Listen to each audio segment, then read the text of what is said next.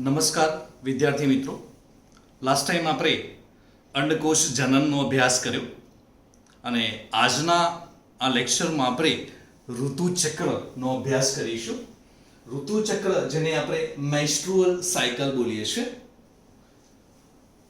જેને શોર્ટમાં MC કહીશું આપણે. હવે ઋતુચક્રના અભ્યાસની વાત કરીએ તો પહેલા પ્રાઇમેટ અને નોન પ્રાઇમેટની વાત કરીએ છીએ, જે આપણે આગળ પહેલા ચેપ્ટરમાં અભ્યાસ કરી ચૂક્યા છીએ. પહેલી વાત કરીશું માદા પ્રાઇમેટ્સ અને નોન પ્રાઇમેટ્સ બંનેની વાત કરીએ. હવે પ્રાઇમેટ્સ હોય એમાં કયા હોય તો માનવ, વાનરો, એપ્સ, પણ કયા માદા. માં પ્રજનન ચક્રને ઋતુચક્ર કહેવામાં આવે છે. આ ખાસ યાદ રાખવું છે. કોની અંદર? પ્રાઇમેટ્સમાં પણ કોણ માદા હોય એમાં કયા કયા? માનવ, વાનરો અને એપ્સ. આ બધામાં માદા હોય. પ્રાઇમેટ્સ પણ કયા? માદા. તો એની અંદર પ્રજનન ચક્રને શું કહેવામાં આવે છે? ઋતુચક્ર. ક્લિયર? જ્યારે નોન પ્રાઇમેટ્સમાં તમે એવું ભણ્યું ઋતુકીય ઋતુચક્ર, જેને ઇસ્ટ્રસ ચક્ર પણ બોલાય છે. તો એ અહીં લખ્યું છે મેં, તમે જુઓ છો કે પ્રાઇમેટ્સ સિવાયના, એટલે કોણ? નોન પ્રાઇમેટ્સ.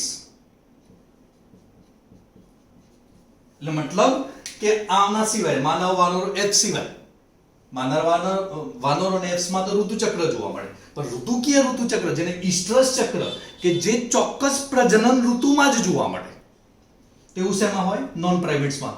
નોન પ્રાઇમેટ સસ્તન કોની અંદર? ગાય, ઘેટા, હરણ, ઉંદર, કૂતરા અને વાઘમાં. તો હવે ખબર પડી ગઈ. આપણે બે ચક્રોની આગળ ઓલરેડી પહેલા ચેપ્ટરમાં અભ્યાસ કરી ચૂક્યા છે. ફરતી એકવાર વાત કરીશ. માદા પ્રાઇમેટ્સ સસ્તનમાં, માનવ, વાનરો, એપ્સમાં પ્રજનન ચક્રને શું કહેવાય? ઋતુચક્ર, મેન્સ્ટ્રુઅલ સાયકલ. જ્યારે પ્રાઇમેટ સિવાયના, એટલે મીન્સ કે નોન પ્રાઇમેટ સસ્તનોમાં ઇસ્ટ્રસ ચક્ર બોલાય છે, જેને આપણે ઋતુકીય ઋતુચક્ર કહેવાય. કેમ? કારણ કે ચોક્કસ પ્રજનન ઋતુમાં જ એ ચક્ર જોવા મળે છે. એવું શેમાં જોવા મળે? ગાય, ઘેટા, હરણ, ઉંદર, કૂતરા અને વાઘમાં. તો હવે જોયું આપણે કે ઋતુચક્ર અને ઋતુકીય ઋતુચક્ર, કે જે ઓલરેડી ભણી ચૂક્યા છે. ઓકે, હવે પહેલી વાત કરીશું પ્રથમ ઋતુસ્રાવ. ઋતુસ્રાવ એટલે એમ કહેવાય, એને માસિક સ્ત્રાવ પણ બોલાય, એને રજોધર્મ પણ કહેવાય. ધ્યાન રાખજો. પ્રથમ ઋતુસ્રાવ, જેને કૌંસમાં લખ્યું છે માસિક ચક્ર, બરોબર, તો રજોધર્મ પણ કહેવાય એને. ની શરૂઆત યુવાનારંભથી થાય છે. એનો મતલબ કે યુવાન અવસ્થાનો આરંભથી થાય માદામાં. પ્રથમ ઋતુસ્રાવ એટલે માસિક ચક્ર અથવા રજોધર્મની શરૂઆત ક્યારે થાય? માદામાં યુવાનારંભ એટલે યુવાન અવસ્થાનો આરંભથી થાય, જેને શું કહીએ છીએ? રજોદર્શન. શું બોલીએ છીએ એને? રજોદર્શન. એનો મતલબ કે માદામાં યુવાનારંભે પહેલી વાર ઋતુસ્રાવ જોવા મળે છે, એને કહીશું રજોદર્શન, જેને ઇંગ્લિશમાં મેનાર્ચ કહીશું. શું બોલીશું? મેનાર્ચ. અને એ સમયગાળો હોય છે 10 વર્ષની આજુબાજુ. એનો મતલબ કે 10 વર્ષની એજે લગભગ એવું કહી શકીએ આપણે કે રજોદર્શન યુવાનારંભે માદાની અંદર જોવા મળે છે, જેને મેનાર્ચ કહીશું. ઓકે, તો હવે ખબર પડી ગઈ મેનાર્ચ કોને કહેવાય? રજોદર્શન, કે પ્રથમ ઋતુસ્રાવ 10 વર્ષની એજે અથવા 10 વર્ષની સરેરાશ 10 વર્ષની એજે માસિક ચક્ર અથવા રજોધર્મ યુવાનાવસ્થાની અથવા તો યુવાનારંભની શરૂઆતમાં જોવા મળે.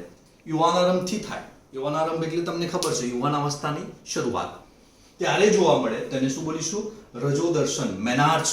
જે સમય લખ્યો છે મેં 10 વર્ષની એજની આસપાસ એ જોવા મળે છે, અથવા 10 વર્ષની એજ પણ કહી શકીએ આપણે. ઓકે, મનુષ્યમાં 50 વર્ષની, મનુષ્યમાં ખાસ કરીને માદાની અંદર વાત કરીએ તો 50 વર્ષની આસપાસ અંડપિંડ ચક્ર બંધ થાય છે. હવે મનુષ્યની અંદર માદામાં અંડપિંડ ચક્ર 50 વર્ષની આસપાસ અંડપિંડ ચક્ર છે એ બંધ થઈ જાય, જેને કહીશું રજો નિવૃત્તિ, મેનોપોઝ. શું બોલીશું? અહીં જોયું આપણે રજોદર્શન, કે 10 વર્ષની ઉંમરની આસપાસ શરૂ થાય છે, જ્યારે 50 વર્ષની ઉંમરની આસપાસ બંધ થઈ જાય છે. શું? અંડપિંડ ચક્ર. તેને શું બોલીશું? રજો નિવૃત્તિ. જોવા મળે તો રજો દર્શન, જેને કહીશું મેનાર્ચ. ઋતુચક્ર બંધ થઈ જાય એટલે અણપિંડ ચક્ર બંધ થઈ જાય તો એને શું બોલીશું? રજો નિવૃત્તિ, મેનોપોઝ. તો હવે ખબર પડી ગઈ કે માદાની અંદર પ્રથમ ઋતુસ્રાવ એટલે રજોધર્મ શરૂઆત યુવાનારંભથી થાય, જેને રજોદર્શન કહેવાય. એ 10 વર્ષની એજની આસપાસ થાય, બરોબર છે. જ્યારે માદામાં 50 વર્ષની એજ આસપાસ અણપિંડ ચક્ર બંધ થઈ જાય તો એને કહેવાય રજો નિવૃત્તિ, મેનોપોઝ. ક્લિયર? તો હવે રજોદર્શન અને રજો નિવૃત્તિ આ બંને શબ્દો ખાસ યાદ રાખવા છે આપણે. ઓકે, બીજી એક ખાસ વાત કરીશું, પ્રીકોશિયસ પ્યુબર્ટી. પ્રીકોશિયસ પ્યુબર્ટી એને નાની વયે પુખ્તતા, જેને ગુજરાતીમાં શું બોલીશું? પ્રીકોશિયસ પ્યુબર્ટીને નાની વયે પુખ્તતા. તો માસિક ચક્ર 8 વર્ષની ઉંમર પહેલા જોવા મળે. ખાસ યાદ રાખવું છે, 8 વર્ષની ઉંમર પહેલા માસિક ચક્ર જોવા મળે તો એને શું બોલીશું? પ્રીકોશિયસ પ્યુબર્ટી, નાની વયે પુખ્તતા. ઓકે, આગળ જોઈએ તો આપણને ખબર છે કે પ્રથમ ઋતુસ્રાવ રજોધર્મની શરૂઆત યુવાનારંભથી થાય, તેને રજોદર્શન કહેવાય. એ 10 વર્ષની ઉંમરની આજુબાજુ, એટલે 10 વર્ષ કહી શકીએ આપણે. પણ 10 વર્ષ પહેલા એટલે મીન્સ કે માસિક ચક્ર 8 વર્ષની ઉંમર પહેલા જોવા મળે, એટલે મીન્સ કે 8 વર્ષની પહેલા જોવા મળે તો એને શું બોલીશું? પ્રીકોશિયસ પ્યુબર્ટી, નાની વયે પુખ્તતા બોલીશું એને. ક્લિયર? ઓકે, માનવની અંદર આપણે વાત કરીએ ખાસ કરીને માદા, અને માદામાં તમને ખબર છે એ પ્રમાણે ઋતુસ્રાવ જોવા મળે છે. તે ઋતુસ્રાવ સરેરાશ 28 થી 29 દિવસના અંતરાએ પુનરાવર્તિત થાય છે. એનો મતલબ કે મેન્સ્ટ્રુએશન સાયકલનો સમયગાળો 28 થી 29 દિવસનો હોય છે અને ફરીથી પાછો પુનરાવર્તિત થતો હોય છે. અને ખાસ કરીને માનવની અંદર માદામાં આવું જોવા મળે છે. તો ખાસ કરીને યાદ રાખવું છે કે માનવમાં માદાની અંદર ઋતુસ્રાવ જે છે, જે લખ્યું છે આપણે ઋતુસ્રાવ માસિક ચક્ર રજોધર્મ, જે સરેરાશ 28 થી 29 દિવસના અંતરાએ પુનરાવર્તિત થાય છે, એટલે મેન્સ્ટ્રુએશન સાયકલ પુનરાવર્તિત જોવા મળે છે. ઓકે, કેટલા દિવસે? 28 થી 29, 28 દિવસે કાં તો 29 દિવસે પુનરાવર્તિત થાય છે.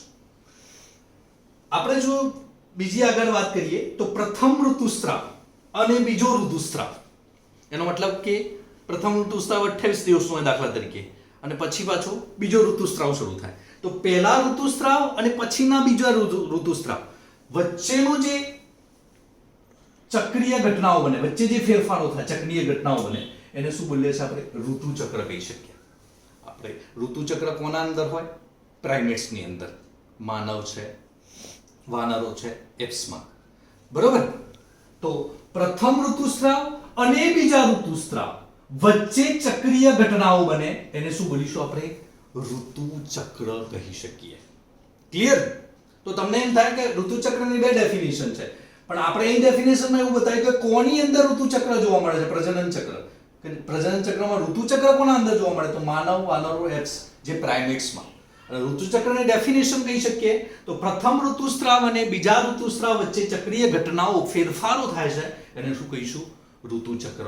અને ચક્રીય ઘટનાઓમાં ફેરફારો જે થાય છે એ દરમિયાન કયા હોર્મોન્સ, અંતઃસ્ત્રાવો જે છે એ ફેરફાર કરે છે? તો FSH, follicle stimulating hormone, LH, luteinising hormone, અને આ બંને હોર્મોન છે તમને આગળ ખબર છે એ પ્રમાણે GTH, જેને કહેવાય ગોનાડોટ્રોપિન હોર્મોન જે છે, એના 2 હોર્મોન છે, ઇસ્ટ્રોજન અને પ્રોજેસ્ટેરોન.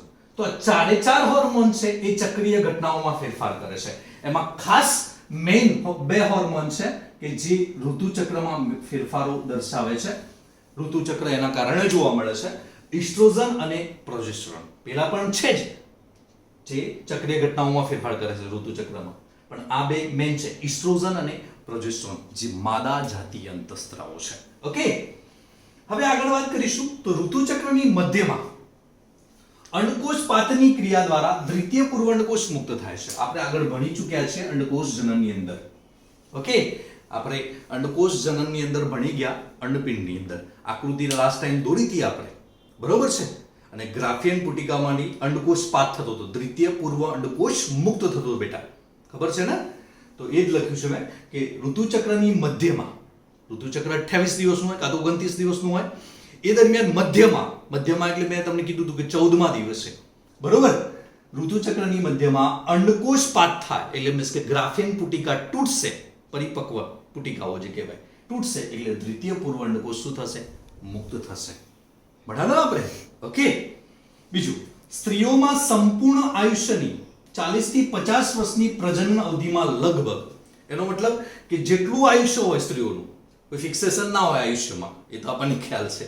ઓકે, તો સ્ત્રીઓમાં સંપૂર્ણ આયુષ્યની 40 થી 50 ની પ્રજનન અવધિમાં લગભગ 450 અંડકોષ ઉત્પન્ન કરે છે સ્ત્રી. એનો મતલબ કે જેનું જે સંપૂર્ણ આયુષ્ય હોય એમાં 40 થી 50 વર્ષની પ્રજનન અવધિમાં, એનો મતલબ કે 40 થી 50 વર્ષની જે પ્રજનન અવધિ છે, જે પ્રજનન કરી શકે છે, કોના વચ્ચે? તમને ખબર છે, રજોદર્શન અને રજોનિવૃત્તિ, એ બંને વચ્ચે 40 થી 50 વર્ષની પ્રજનન અવધિ હોય એ દરમિયાન 450 અંડકોષો ઉત્પન્ન કરે છે લગભગ. સ્ત્રી એટલે માદા કેટલા અંડકોષો મુક્ત કરે છે? 450 જેટલા અંડકોષો ઉત્પન્ન કરે છે. ઓકે. બીજી આપણે આ નોન પ્રાઇમેટ્સ ની તો આગળ વાત કરી ચૂક્યા છે, જેને આપણે ઇસ્ટ્રસ ચક્ર કહીએ છીએ, પ્રાઇમેટ્સ અને નોન પ્રાઇમેટ્સ. આગળ વાત કરીશું થોડીક ઋતુચક્રની વધારાની વાતો.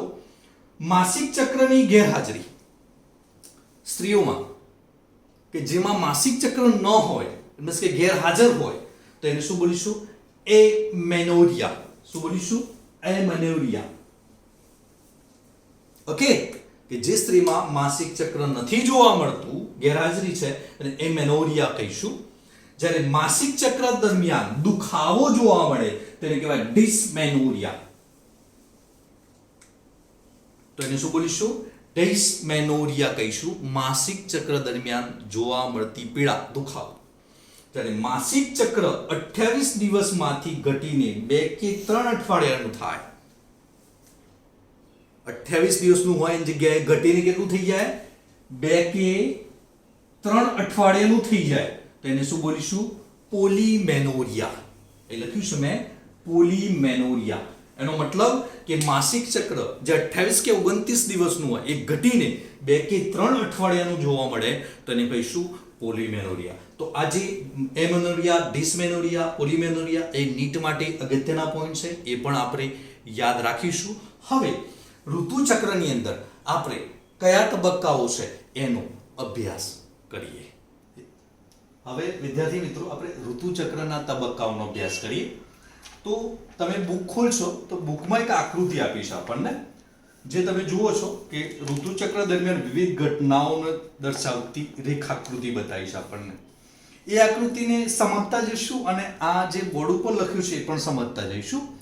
હવે ખાસ પહેલા વાત કરીશું, આપણે શરૂઆત કરીએ કે ઋતુચક્રના તબક્કાઓ જે છે ટોટલ 3 છે વિદ્યાર્થી મિત્રો. પહેલો જોઈએ છે, ફર્સ્ટ છે ઋતુસ્રાવ તબક્કો, બીજો છે પુટિકીય તબક્કો જેને પોલિફેરેટિવ તરીકે ઓળખવામાં આવે છે, અને ત્રીજો તબક્કો છે સ્ત્રાવી જેને લ્યુટિયલ તરીકે ઓળખવામાં આવે છે. તો આ 3 તબક્કાઓને આપણે વિગતવાર સમજીએ, એક એક તબક્કા સમજીશું આપણે. પહેલી વાત ઋતુસ્રાવ તબક્કો. હવે આકૃતિમાં જોઈશું તો ઋતુસ્રાવ જે તબક્કો છે જે અહીં બતાવ્યો છે 1 થી 5 દિવસનો સમયગાળો, એટલે આજે એ લખેલું જ હશે બુકની અંદર, ઋતુસ્રાવ 1 થી 5 દિવસનો તબક્કો, એટલે અહીંથી આમ જોવાનું છે આપણે સીધું, બરોબર છે. એ તબક્કા દરમિયાન આમ શું જોવા મળે છે? 1 થી 5 દિવસના સમયગાળાનો પ્રથમ તબક્કો ઋતુસ્રાવ તબક્કો, જે આકૃતિમાં આપણે સીધી હરોળમાં આ રીતે જોવાનું છે. 1, 3 અને 5 લખ્યું છે, ઋતુસ્રાવ લખ્યું છે તમારી બુકમાં, તો સીધું જોવાનું 1 થી 5 વચ્ચે. ઓકે, તો આપણે એ રીતે ધ્યાનમાં લઈશું. પહેલો ઋતુસ્રાવ તબક્કો જેને પ્રથમ તબક્કો કહેવામાં આવે છે ઋતુચક્રનો. તો ઋતુચક્રનો પ્રથમ તબક્કો જેને શું બોલીશું? ઋતુસ્રાવ તબક્કો કહીશું. ઓકે, સમયગાળો કેટલો છે એનો? તો 1 થી 5 દિવસનો હોય છે, જે આપણને આકૃતિમાં મેન્શન કરેલું છે. 1 થી 5 દિવસ, 1, 3 અને 5. ઓકે, જે આકૃતિમાં મેન્શન કરેલું છે એ તબક્કો આપણે ઊભી હરોળમાં જોવાનો છે. બીજું 3 થી 5 દિવસ ઋતુસ્રાવ જોવા મળે છે. એનો મતલબ કે ઋતુસ્રાવ તબક્કામાં જો ઋતુ જે કહેવાય કે આપણે એવું કહીએ કે ઋતુ જે જોવા મળે, એટલે મીન્સ કે રુધિરનો જે વેગ જોવા મળે એ કેટલા દિવસ જોવા મળે છે? 1 થી 5 દિવસ જોવા મળે છે. તો સમયગાળો કેટલો? 1 થી 5 દિવસનો ઋતુસ્રાવ તબક્કાનો સમયગાળો છે. આ ધ્યાન રાખજો. અને એ દરમિયાન 3 થી 5 દિવસ દરમિયાન ઋતુસ્રાવ જોવા મળે છે. ઓકે, સમજો. પ્રથમ તબક્કો, એ દરમિયાન સમયગાળો કેટલો? ઋતુસ્રાવ તબક્કાનો સમયગાળો 1 થી 5 દિવસનો આ તબક્કો હોય. એ દરમિયાન 3 થી 5 દિવસ દરમિયાન ઋતુસ્રાવ જોવા મળે. Okay, clear? ઓકે, હવે ઋતુસ્રાવ થાય તો 3 થી 5 દિવસ જે ઋતુસ્રાવ થાય, 1 થી 5 દિવસનો તબક્કો છે. 3 થી 5 દિવસ ઋતુસ્રાવ થાય છે અને 50 થી 150 ml રુધિરનો વ્યય થાય ઋતુસ્રાવમાં. કેટલો વ્યય થાય? 50 થી 150 ml જેટલા રુધિરનો વ્યય થાય છે આ તબક્કામાં. તો આ તબક્કામાં લખ્યું છે ગર્ભાશય અને તેની રુધિરવાહિનીઓ તૂટે છે. ધ્યાન રાખજો. અહીં બતાવેલું છે, આકૃતિમાં જોશો તમે, 1 થી 5 દિવસમાં ઉપર રજોદર્શન બતાવ્યું છે. ઓકે, રજોદર્શન એટલે આપણે આગળ ભણી ગયા. ઓકે, તો રજોદર્શનમાં રુધિર જેવું બતાવ્યું છે. તમારી બુકમાં રંગીન આકૃતિ હશે, ત્યાં રુધિર જેવું બતાવ્યું હશે. એ દરમિયાન જે 3 થી 5 દિવસ ઋતુસ્રાવ થાય એ દરમિયાન રુધિર તમને ત્યાં જોવા મળતું હશે. અને કેટલું રુધિરનો વ્યય થાય છે?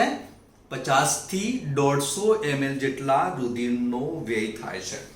ઓકે, તો આ તબક્કા દરમિયાન ગર્ભાશય અને તેની રુધિરવાહિનીઓ તૂટે એટલે ઋતુસ્રાવ થાય છે. હવે ખાસ યાદ રાખવું છે કે જે આ ગર્ભાશય અને રુધિરવાહિનીઓ તૂટે એનો મતલબ કે ગર્ભાશયના 3 સ્તરો આગળ આપણે ભણી ગયા વિદ્યાર્થી મિત્રો. કયું? સૌથી અંદરનું કયું? એન્ડોમેટ્રિયમ, જે તૂટશે આ તબક્કે. ધ્યાન રાખજો.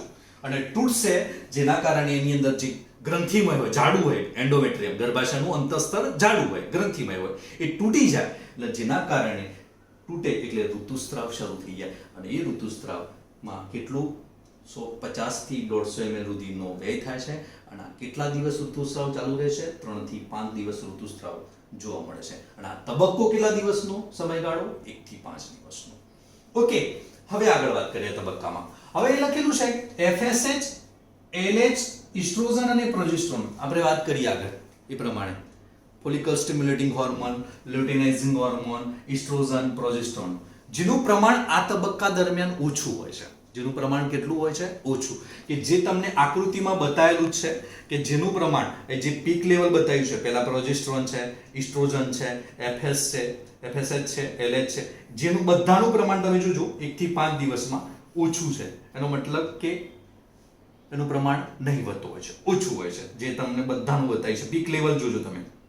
ઓકે, તો પીક લેવલ તમે જોશો તો પ્રોજેસ્ટેરોન, ઇસ્ટ્રોજન, FSH અને LH નું બધાનું પ્રમાણ કેવું છે? ઓછું છે. કયા દિવસોમાં જોવાનું? 1 થી 5 દિવસોમાં. તો એ 3-4 અંતસ્ત્રાવો છે એનું પ્રમાણ કેવું હોય? ઓછું. બીજું, આ તબક્કા દરમિયાન અંડપિંડમાં થતા ફેરફારો કોર્પસ લ્યુટિયમનું વિઘટન થાય એટલે કોર્પસ આલ્બિકન્સ બને છે. તો ધ્યાન રાખજો, ખાસ યાદ રાખવું છે. એટલે શું છે? અંડપિંડમાં થતા ફેરફારો. અંડપિંડમાં તમને ખબર છે કે અંડપિંડમાં જ્યારે ફેરફારો થાય, બરોબર, આ બધાનું પ્રમાણ તો ઓછું જ છે, ત્યારે કોર્પસ લ્યુટિયમનું વિઘટન થાય. કોર્પસ લ્યુટિયમ આગળ ભણી ગયા આપણે. કાલે આકૃતિ, લાસ્ટ ટાઈમ લેક્ચરમાં આપણે આકૃતિ દોરી હતી, બરોબર. તો કોર્પસ લ્યુટિયમનું વિઘટન થાય એટલે શું બનશે? કોર્પસ આલ્બિકન્સ બને. આ ખાસ યાદ રાખવાનું છે કે કોર્પસ લ્યુટિયમનું વિઘટન થાય ઋતુસ્રાવ તબક્કા દરમિયાન, ત્યારે કોર્પસ લ્યુટિયમનું વિઘટન થતા શું થાય છે? કોર્પસ આલ્બિકન્સ બને. કેમ વિઘટન થયું? કારણ કે આ બધાનું પ્રમાણ કેવું છે? ઓછું છે. 4 અંતસ્ત્રાવોનું પ્રમાણ ઓછું હોવાના કારણે અંડપિંડમાં થતા ફેરફારો, એના કારણે અંડપિંડમાં ફેરફારો થયા અને કોર્પસ લ્યુટિયમનું વિઘટન થયું એટલે કોર્પસ શું બન્યું? આલ્બિકન્સ. કોર્પસ આલ્બિકન્સમાં ફેરવાય છે. ઓકે, આગળ વાત કરીશું. ઋતુસ્રાવ અંડકોષ ફલિત ન હોય ત્યારે જોવા મળે છે. હવે આ તબક્કો જે છે, જો અંડકોષ ફલિત થઈ જાય, તમને ખબર છે કે દ્વિતીય પૂર્વ અંડકોષ સ્ત્રીની અંડવાહિનીમાં કોના દ્વારા? શુક્રકોષ દ્વારા ફલિત થાય છે. તો એ લખ્યું છે કે ઋતુસ્રાવ અંડકોષ ફલિત ન હોય ત્યારે જ જોવા મળે છે. એનો મતલબ જો ફલન થઈ ગયું હોય તો મેન્સ્ટ્રુએશન સાયકલ એટલે ઋતુસ્રાવ જોવા મળતો, આ તબક્કો જોવા મળતો નથી. એનો મતલબ કે ઋતુસ્રાવ અંડકોષ ફલિત ન હોય ત્યારે જ જોવા મળે છે. જો ફલિત થઈ ગયું હોય અંડવાહિનીમાં, ફલન થઈ ગયું હોય તૃતીય પૂર્વ અંડકોષ અને શુક્રકોષનું, તો આ જે ઋતુસ્રાવ છે એ જોવા મળતો નથી. અને અંડકોશ ફલિત ન હોય ત્યારે જ ઋતુસ્રાવ જોવા મળે છે. બીજું, ઋતુસ્રાવના અભાવ ગર્ભધારણની નિશાની છે. જો કોઈ સ્ત્રીને ઋતુસ્રાવ નથી થયો, બરોબર છે, તો એનો મતલબ એવું સમજવાનું રહેશે કે એ ગર્ભધારણ છે, એનો મતલબ કે એ સ્ત્રી પ્રેગ્નેન્ટ છે. એવું એક નિશાની કહી શકીએ આપણે કે ઋતુસ્રાવ નથી થયો, અભાવ છે, બરોબર છે, 1 થી 5 દિવસનો જે તબક્કો છે એ નથી જોવા મળ્યો અને અભાવ છે, તો એ સ્ત્રી પ્રેગ્નેન્ટ છે, એનો મતલબ કે એને ગર્ભધારણ કરી ચૂકી છે. હા, કેટલાક કિસ્સાઓ એવા પણ બને છે, કારણ કે તણાવ હોય કોઈ સ્ત્રીમાં, અસ્વસ્થતા હોય, તો એવા સંજોગોમાં પણ ઋતુસ્રાવ જોવા નથી પણ મળતો, બરોબર છે. તો મિત્રો, આ જોયો આપણે ઋતુસ્રાવ તબક્કો. ફરી એકવાર આપણે એને દોહરાઈ દઈએ છીએ. ઋતુસ્રાવ તબક્કો, જેને ઋતુચક્રનો પ્રથમ તબક્કો કહેવાય, એનો સમયગાળો આ તબક્કાનો 1 થી 5 દિવસનો હોય. 3 થી 5 દિવસ દરમિયાન રક્તસ્રાવ જોવા મળે છે. એ રક્તસ્રાવ કેટલો હોય છે? 50 થી 150 ml જેટલા રુધિરનો વ્યય થાય છે. આ તબક્કા દરમિયાન ગર્ભાશયનું એન્ડોમેટ્રિયમ જે રુધિરવાહિનીયુક્ત હોય છે, ગ્રંથિમય હોય છે, જાડું હોય છે, તૂટે છે, એટલે ઋતુસ્રાવ થાય છે. FSH, LH, ઇસ્ટ્રોજન, પ્રોજેસ્ટરોનનું પ્રમાણ આ તબક્કા દરમિયાન ઓછું હોય, જેના કારણે કોર્પસ લ્યુટિયમનું વિઘટન થાય, એટલે શું બને? કોર્પસ આલ્બિકન્સ બને. અને ઋતુસ્રાવ દરમિયાન જો અંડકોશ ફલિત ન હોય ત્યારે જ જોવા મળે. એનો મતલબ કે ઋતુસ્રાવ જો અંડકોશ ફલિત હોય તો ના જોવા મળે. ક્લિયર? અને ઋતુસ્રાવમાં અભાવ એ ગર્ભધારણની નિશાની છે, મીન્સ કે પ્રેગ્નેન્ટ છે સ્ત્રી, એવું કહી શકે. એનો મતલબ કે ઋતુસ્રાવ જો અભાવ હોય તો સ્ત્રી પ્રેગ્નેન્ટ છે, એવું કહી શકે. બીજા ઘણા કારણો છે, દાખલા તરીકે તણાવ છે, અસ્વસ્થતા છે, એના કારણે પણ, એવા કારણોસર પણ સ્ત્રીમાં ઋતુસ્રાવ ન પણ જોવા મળે. ઓકે, તો આ તબક્કો જોયો જે આપણે આકૃતિમાં બતાવેલો છે. Okay, clear? આ તબક્કો જોઈ લીધો. હવે આ તબક્કામાં તમે જોજો 1 થી 5 દિવસમાં તમને અહીં વિકાસશીલ પુટિકાઓ બતાવેલી છે, જે આપણે ઓલરેડી પુટિકાઓ બધી આગળ દોડી હતી, બરોબર? એ જ પુટિકાઓ અહીં બતાવેલી છે અંડપિંડીય ઘટનાઓમાં. તમને ખબર છે કઈ પુટિકાઓ બને? પ્રાથમિક અંડપુટિકા, દ્વિતીય અંડપુટિકા, તૃતીય અંડપુટિકા, બરોબર છે. પછી ગ્રાફિયન પુટિકા, પછી તૂટશે એટલે અંડકોષપાત થશે, એ બતાવેલું છે. ક્લિયર? ઓકે, તો આ બધા જ 3-4 જે ઘટનાઓ અહીં બતાવેલી છે એ આપણે બતાવી. પહેલામાં રજોદર્શન બતાવ્યું છે, ઇસ્ટ્રોજન પ્રોજેસ્ટરોનનું પ્રમાણ ઓછું હોય, એ રીતે અંડપુટિકાઓનો વિકાસ બતાવ્યો છે, અને પછી FSH અને LH નું પ્રમાણ પણ ઓછું હોય. તો આ તબક્કો પૂર્ણ થયો. હવે મિત્રો 6 થી 14 દિવસનો પુટ્ટિકીય તબક્કો, જેને પોલિફરેટિવ કહેવાય. પુટ્ટિકીય તબક્કો જેને શું બોલે છે આપણે? પોલિફરેટિવ, જેને પૂર્વ અંડપતન તબક્કો પણ કહેવાય છે, કારણ કે અંડપતન પહેલાનો છે, એટલે અંડપાત પહેલાનો છે.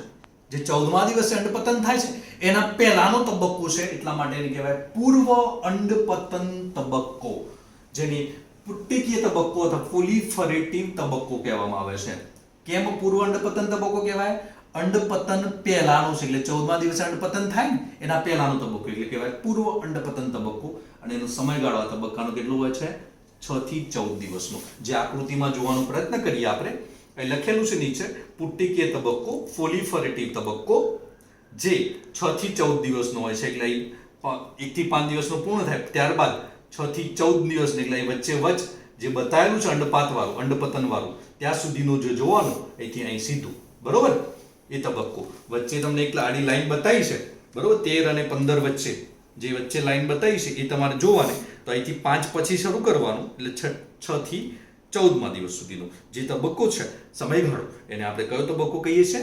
પુટ્ટિકીય અથવા પોલિફરેટિવ તબક્કો, જે અંડપતન પહેલાનો છે. કારણ કે અંડપાત જે છે એ તો 14 દિવસ પછી થાય છે, એક્ઝેક્ટલી તમે જોશો તો 14 દિવસ પછી થાય, એટલે અંડપતન પહેલાનો છે, બરોબર?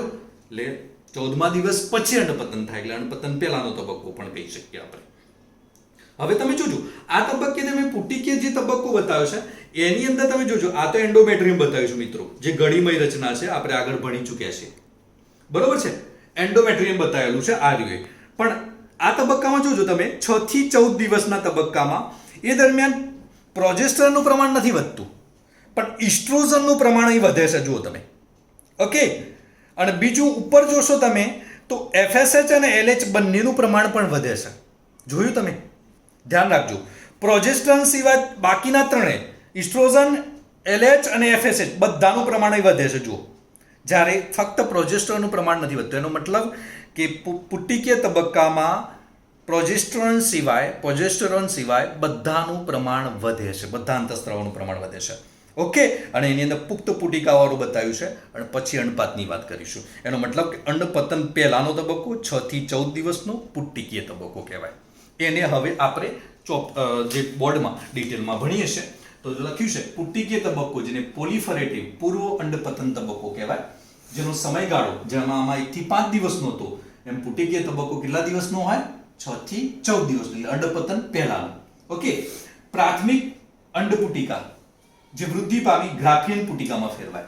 જે આકૃતિમાં પણ તમે જોશો તો પ્રાથમિક પુટિકા જે છે એ ઋતુસ્રાવ તબક્કાથી શરૂ થઈ ગઈ, દ્વિતીય, તૃતીય અને ગ્રાફિયન પુટિકા. તો જે પ્રાથમિક પુટિકા વૃદ્ધિ પામશે અંડપુટિકા અને ગ્રાફિયન પુટિકામાં ફેરવાશે, એ કયા તબક્કામાં? આની અંદર, જેને કહીશું પુટિકીય તબક્કો. એટલે ગ્રાફિયન પુટિકા જે પરિપક્વ પુટિકા કહેવામાં આવે છે, જેને પરિપક્વ પુટિકા કહેવામાં આવે છે, ગ્રાફિયન પુટિકામાં ફેરવાય. કોણ? પ્રાથમિક અંડપુટિકા પોલિફરેટિવ તબક્કામાં વૃદ્ધિ પામી અને શું બનશે? ગ્રાફિયન પુટિકામાં ફેરવાશે. ઓકે, બીજું, હવે તમે ભણ્યા છો એ પ્રમાણે ગોનાડોટ્રોપિક હોર્મોન, બરોબર? તો જે GTH નો સ્ત્રાવ થતા તેનું સ્તર વધે છે. હવે GTH ની અંદર બે હોર્મોન છે, LH અને FSH નું પ્રમાણ વધે છે. તો મેં તમને ઓલરેડી બુકમાં અવરજ બતાવ્યું મેને કે LH અને FSH નું પ્રમાણ આ તબક્કે વધે છે, જે તમને બુકમાં ઉપર બતાવ્યું છે. ઓકે, બુકમાં ઉપર તમને બતાવ્યું છે LH અને FSH નું પ્રમાણ આ તબક્કે વધે છે. એટલા માટે લખ્યું છે કે GTH માં બે હોર્મોન છે, LH અને FSH નું સ્ત્રાવ થતા તેનું સ્તર વધે છે, જેના કારણે પુટિકીય વિકાસ પ્રેરે છે.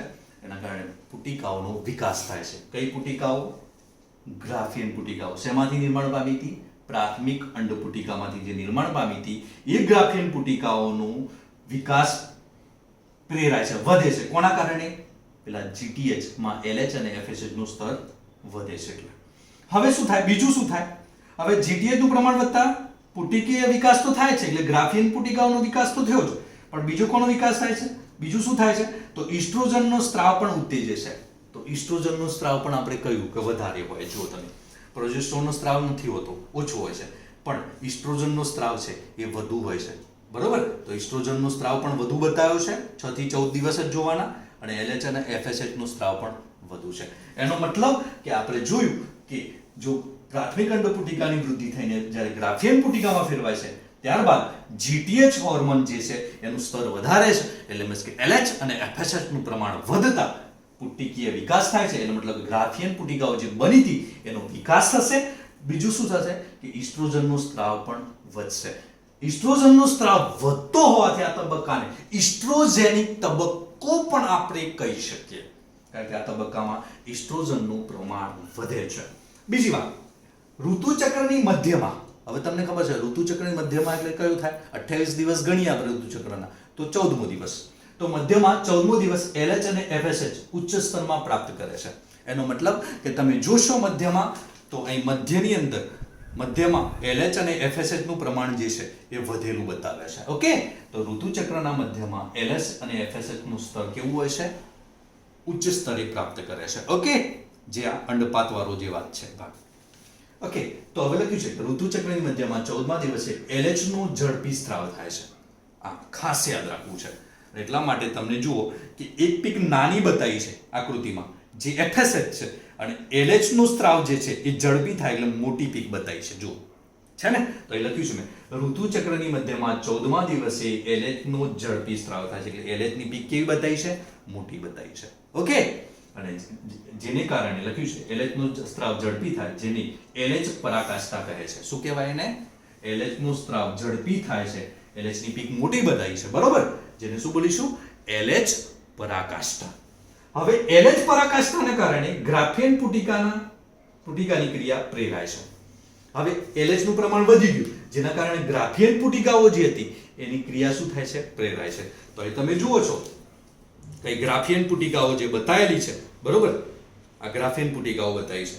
પહેલી પ્રાથમિક, દ્વિતીય, તૃતીય, ગ્રાફિયન, પછી શું આવશે? Corpus luteum. ગ્રાફિયન પુટિકા, આ ગ્રાફિયન પુટિકા છે જે તૂટશે એટલે શું બનશે? અંડપાત થશે. એટલે આ શું છે? Corpus luteum. બરોબર ને? ક્લિયર ને? તૂટેલું ગ્રાફિયન પુટિકા પછી કોર્પસ લ્યુટિયમ બની જાય. ક્લિયર? તો એ વાત કરી છે. તો જે અંડપાત થાય છે એની વાત કરી છે. તો LH નું પ્રમાણ વધશે એટલે LH પરાકાષ્ઠા કહીશું અને જેના કારણે ગ્રાફિયન પુટિકાની ક્રિયા પ્રેરાય જેથી અંડકોષપાત થાય. એટલે ગ્રાફિયન પુટિકા તૂટેલી બતાવી છે. પુખ્ત પુટિકા, પરિપક્વ પુટિકા તૂટી ગઈ LH નું પ્રમાણ વધતા, જેના કારણે અંડપાત થઈ ગયો 14મા દિવસે. એટલે અંડકોષપાત કહીશું, અંડપતન કહીશું. ઓકે. અને આ તબક્કામાં ઇસ્ટ્રોજનનો સ્ત્રાવ જે છે એ થતા એન્ડોમેટ્રિયમ ગ્રંથિમય અને જાડું બને છે. હવે ખાસ મેં તમને કીધું કે ઇસ્ટ્રોજેનિક તબક્કો છે કારણ કે LH અને FSH નું પ્રમાણ વધે છે જેના કારણે ઇસ્ટ્રોજનનો સ્ત્રાવ પણ વધુ થાય છે. એટલા માટે આને શું બોલીશું? ઇસ્ટ્રોજેનિક તબક્કો. અને એસ્ટ્રોજનનો સ્ત્રાવ વધુ થવાના કારણે ગર્ભાશયનું સૌથી અંદરનું સ્તર, અંતઃસ્તર જે ગ્રંથિમય અને જાડું બને છે જેને આપણે એન્ડોમેટ્રિયમ કહીએ છીએ. જે આ તબક્કે ઇસ્ટ્રોજનનો સ્ત્રાવ વધતા એન્ડોમેટ્રિયમ ગ્રંથિમય અને જાડું બની જાય છે. ક્લિયર? તો આ તબક્કો કયો ભણ્યા બેટા? પુટિકીય તબક્કો. તો ફરીથી એકવાર વાત કરીશું. પૂર્વ અંડપતન તબક્કો કેમ કહેવાય? અંડપતન પહેલાનો છે એટલા માટે એને પોલિફરેટિવ પણ કહેવાય. બીજું, એ આ તબક્કાનો સમયગાળો કેટલો છે? 6 થી 14 દિવસનો છે. ઓકે. બીજું, પ્રાથમિક અંડપુટિકાઓ વૃદ્ધિ પામીને શેમાં રૂપાંતર પામશે? આ તબક્કા દરમિયાન ગ્રાફિયન પુટિકામાં ફેરવાશે. બીજું કે GTH જેને કહેવાય LH અને FSH બે હોર્મોન હોય છે એનો સ્ત્રાવ થતા એનું પ્રમાણ વધશે GTH નું અને જેના કારણે જે આ ગ્રાફિયન પુટિકા બની ગઈ પ્રાથમિક પુટિકામાંથી એનો વિકાસ કરશે આ GTH માં રહેલા બે હોર્મોન LH અને FSH. અને બીજું શું થશે? ઇસ્ટ્રોજનનો પણ સ્ત્રાવ ઉત્તેજશે. કોણ? આ GTH માં રહેલા હોર્મોન LH અને FSH. જેના કારણે લખ્યું છે કે ઋતુચક્રના મધ્યમાં એટલે 14મા દિવસે LH અને FSH નું પ્રમાણ વધી ગયું જેના કારણે ઉચ્ચ સ્તર પ્રાપ્ત કરશે LH અને FSH જેમને સંયુક્ત રીતે GTH કહીએ. હવે એનું ઉચ્ચ સ્તર થશે જેના કારણે ઋતુચક્રના મધ્યમાં 14મા દિવસે LH નું સ્ત્રાવ ઝડપી બનશે. મેં પીક મોટી બતાવી તમને. FSH કરતા LH નું પ્રમાણ વધુ છે જેને LH ની પરાકાષ્ઠા કહેવાય. એના કારણે ગ્રાફિયન પુટિકાનો વિકાસ કરાય એટલે ગ્રાફિયન પુટિકા શું થશે? તૂટી જશે. વિકાસ કરાય એટલે તૂટી જાય. કોના કારણે? LH પરાકાષ્ઠાને કારણે. ગ્રાફિયન પુટિકા તૂટી જાય એટલે અંડકોષપાત થાય. અંડકોષપાત એટલે તમને ખબર છે અંડપતન. અને આ તબક્કા દરમિયાન ઇસ્ટ્રોજનનું પ્રમાણ વધતું હોવાના કારણે જે ગર્ભાશયનું સૌથી અંદરનું સ્તર છે એન્ડોમેટ્રિયમ, એ એન્ડોમેટ્રિયમ શું થશે? ગ્રંથિમય અને જાડું બનશે. ઓકે મિત્રો, હવે લાસ્ટ ઋતુચક્રનો તબક્કો જેને કહીશું સ્ત્રાવી લ્યુટિયલ તબક્કો, જે આપણે આકૃતિમાં જોવાનો પ્રયત્ન કરીશું. પહેલા સૌપ્રથમ તમે જોજો. હવે પહેલા એક બીજી વાત કરું. સ્ત્રાવી તબક્કો જેને લ્યુટિયલ કહેવાય, પશ્વ અંડપતન એટલે અંડપતન પછીનું છે.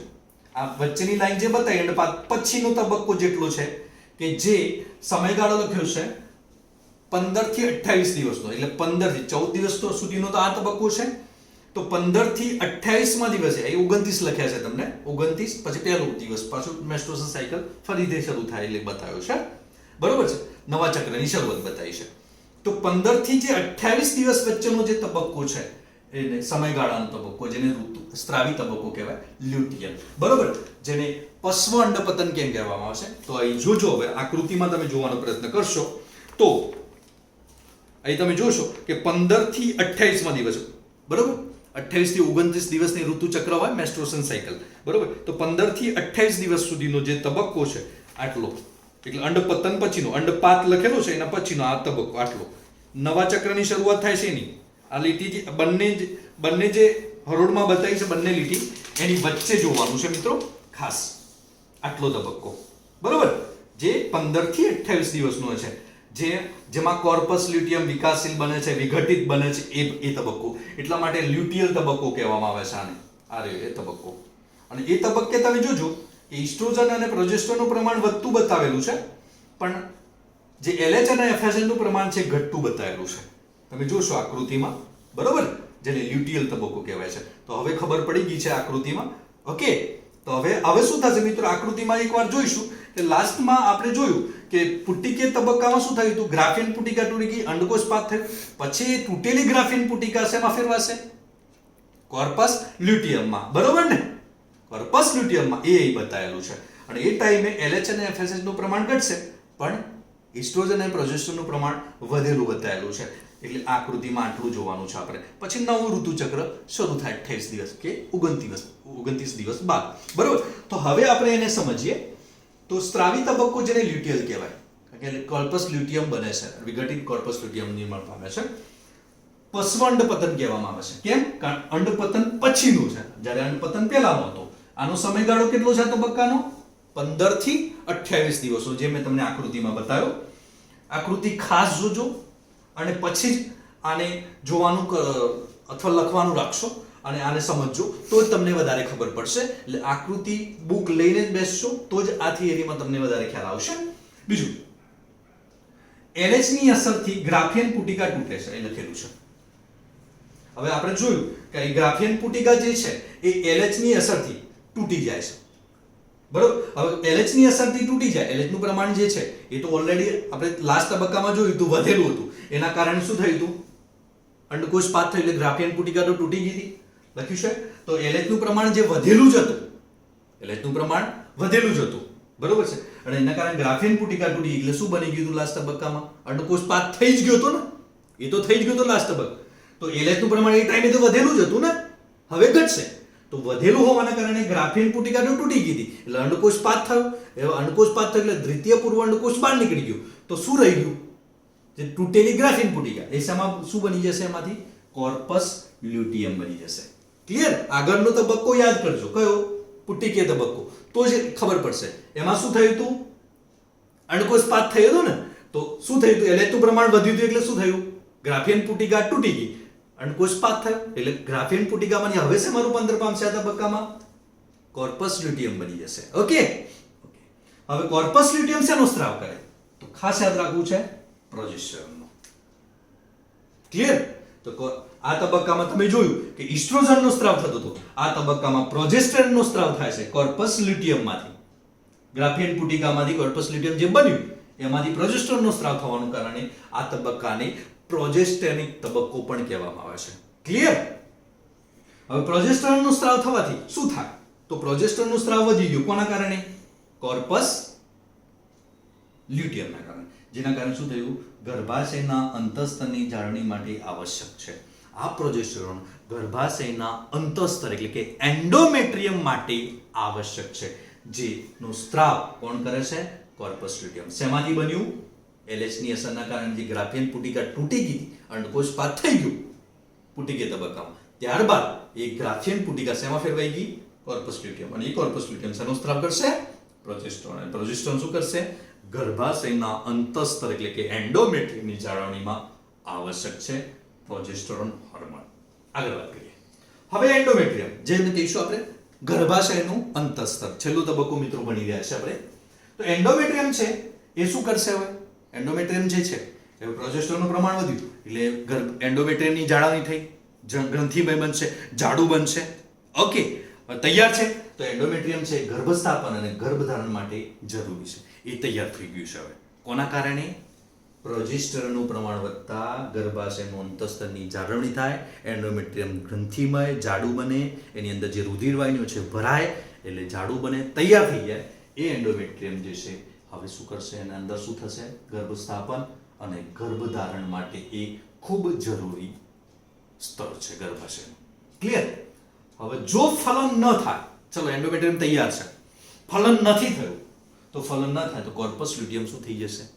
વિઘટન પામશે. તો લખેલું છે આપણી આકૃતિમાં કોર્પસ, વિઘટિત કોર્પસ લ્યુટિયમ. ક્લિયર? આકૃતિમાં જોશો તમે તો વિઘટિત કોર્પસ લ્યુટિયમ. જો ફલન ન થાય તો. ક્લિયર? હવે જો ફલન ન થાય તો એના કારણે શું થાય? કોર્પસ લ્યુટિયમનું વિઘટન થાય, જેના કારણે પ્રોજેસ્ટેરોનનું પ્રમાણ શું થઈ જશે? પાછું ઘટી જશે. હવે પ્રોજેસ્ટેરોનનું પ્રમાણ વધ્યું હતું તો એન્ડોમેટ્રિયમ ગ્રંથિમય અને જાડું બન્યું હતું. હવે જો ફલન ન થાય તો કોર્પસ લ્યુટિયમ વિઘટન પામે. હવે કોર્પસ લ્યુટિયમ જ પ્રોજેસ્ટેરોનનો સ્ત્રાવ કરી દીધું તો પ્રોજેસ્ટેરોનનું પ્રમાણ શું થઈ જશે? હવે કોર્પસ લ્યુટિયમ તૂટી જશે તો ઓછું થઈ જશે, તો પ્રોજેસ્ટેરોનનું પ્રમાણ વધશે એટલે એન્ડોમેટ્રિયમ શું થઈ જાય? ફરીથી પાછું તૂટી જાય. તૂટે એટલે ઋતુસ્રાવ થાય અને નવા ચક્રની નિશાની બતાવે છે, જે તમને મેં નવા ચક્રની શરૂઆત લખેલું છે એ ફરીથી શરૂ થાય પાછું. એનો ખ્યાલ આવી ગયો ને? તો હવે શું થઈ ગયું? એનો મતલબ એ છે કે કોર્પસ લ્યુટિયમ જરૂરી છે. જો ફલન ન થાય તો કોર્પસ લ્યુટિયમ તૂટી જશે. કોર્પસ લ્યુટિયમ તૂટી જશે તો પ્રોજેસ્ટરનો સ્રાવ ઘટી જશે, કારણ કે કોર્પસ લ્યુટિયમ પ્રોજેસ્ટરનો સ્રાવ કરે છે. પ્રોજેસ્ટરનું પ્રમાણ ઘટશે તો શું થશે? એન્ડોમેટ્રિયમ તૂટશે તો શું થશે? ઋતુસ્રાવ શરૂ થઈ ગયો, નવા ચક્રની શરૂઆત થઈ ગઈ પાછી. ક્લિયર? એનો મતલબ કે એન્ડોમેટ્રિયમને જો સાચવી રાખવું હોય, એન્ડોમેટ્રિયમ જો સચવાઈ રહેતું, એન્ડોમેટ્રિયમ જે ગર્ભાશયનો અંતઃસ્તર છે એ સાચવણી ભરી રહેવું હોય એને, અથવા તો જેને કોના કારણે રહેશે? કોર્પસ લ્યુટિયમ જો વિઘટન ન પામે તો જ થાય. જો કોર્પસ લ્યુટિયમ વિઘટન પામે તો પ્રોજેસ્ટરનું પ્રમાણ ઘટી જાય છે. આ ખાસ યાદ રાખવું છે. તો મિત્રો, આજુ આપણે ઋતુચક્ર, જેને મેન્સ્ટ્રુઅલ સાયકલ કહેવાય, જે એક્ઝામ પોઈન્ટ ઓફ વ્યૂ ખૂબ અગત્યનું છે, તો આપણે આ ખાસ આકૃતિમાં જોઈને એને જોવાનું રાખજો. વિડીયો જુઓ એ ટાઈમે ખાસ આકૃતિ બુક ખોલી અને આકૃતિ જોજો અને એને સમજી અને આ જોડે જોડે સમજતા જશો તો ખૂબ સારી ખબર પડશે તમને. જય હિન્દ, જય ભારત.